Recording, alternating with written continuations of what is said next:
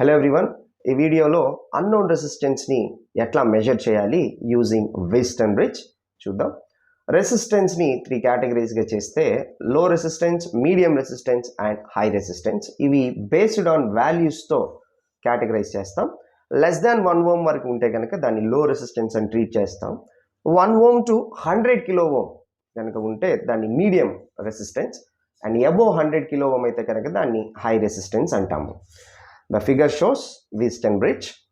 Here 4 arms, R1, R2, R3 are the known resistance. అంటే ఈ values మనకి తెలుసు. Whereas RX, ఈ RX అనేది unknown resistance.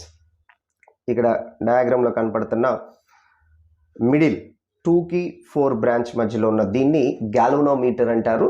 ఈ galvanometer based on galvanometer bridge బ్యాలెన్సా అన్బ్యాలెన్స్డా దాని రీడింగ్ని బేస్ చేసుకొని చెప్తాము. ఇప్పుడు గ్యాల్వనోమీటర్లో కనుక కరెంట్ ఫ్లో అయితే అది బ్రిడ్జ్ అన్బ్యాలెన్స్డ్ అని, కరెంట్ కనుక 0 అయితే దాన్ని బ్యాలెన్స్డ్ కండిషన్ అని అంటాం. ఇక్కడ E అనేది applied voltage. Now G is equal to 0 అంటే galvanometer reading 0, bridge is balanced. ఇప్పుడు అన్నోన్ రెసిస్టెన్స్ని ఎట్లా ఫైండ్ అవుట్ చేయాలో చూద్దాం.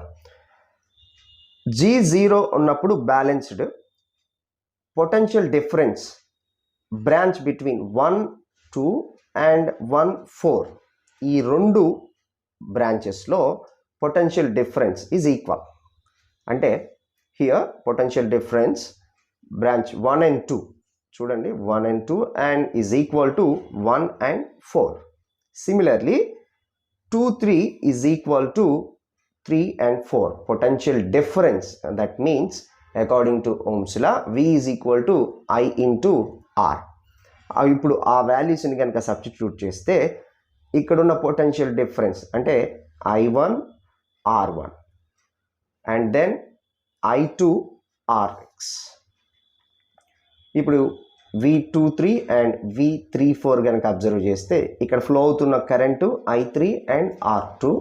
Next I4 here I4 into R3.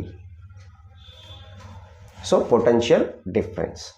Treat this one as the first equation and this is the second equation. అంటే potential difference అవి ఎందుకు equal అంటే because of bridge is balanced condition. ఇప్పుడు bridge balanced కండిషన్లో ఉన్నప్పుడు గ్యాల్వనోమీటర్లో ఏ current కూడా flow అవ్వనప్పుడు ఇక్కడ చూడండి R1 and R2 are in the series. R1 and R2 in the series అంటే దాంట్లో ఫ్లో అయ్యే కరెంటు I1 అండ్ I3 అని ఉన్నాయి కనుక సో ఈ రెండు కూడా ఈక్వల్ అయిపోతాయి. I1 ఈజ్ ఈక్వల్ టు I3గా రాయొచ్చు. సిమిలర్ వే ఇక్కడ కూడా అబ్జర్వ్ చేస్తే ఈ బ్రాంచ్లో I2 current and I4 current also become a equal. I2 is equal to I4.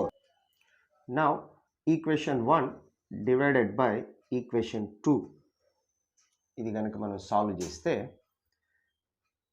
I1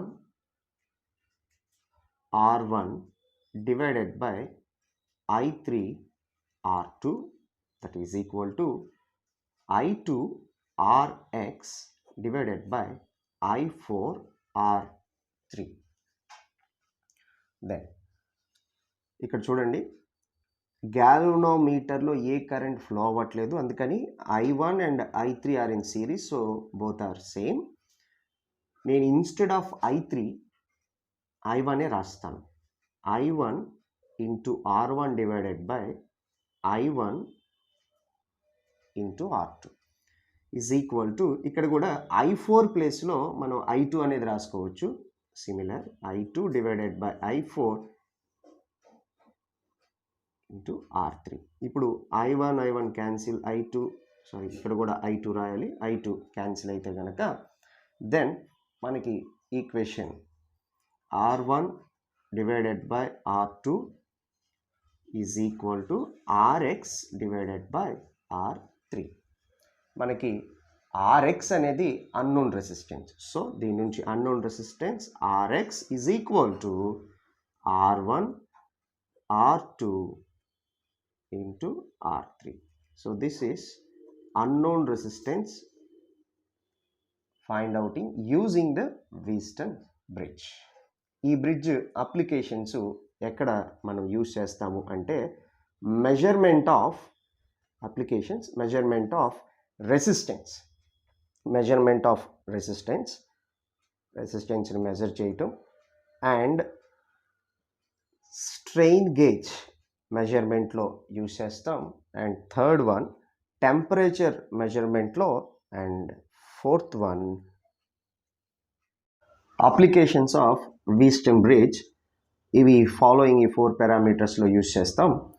రెసిస్టెన్స్ని measure చేయడానికి, టెంపరేచర్ని కూడా మెజర్ చేయడానికి ఇక్కడ SG, this is strain gauge measurement, and finally bridge transducers.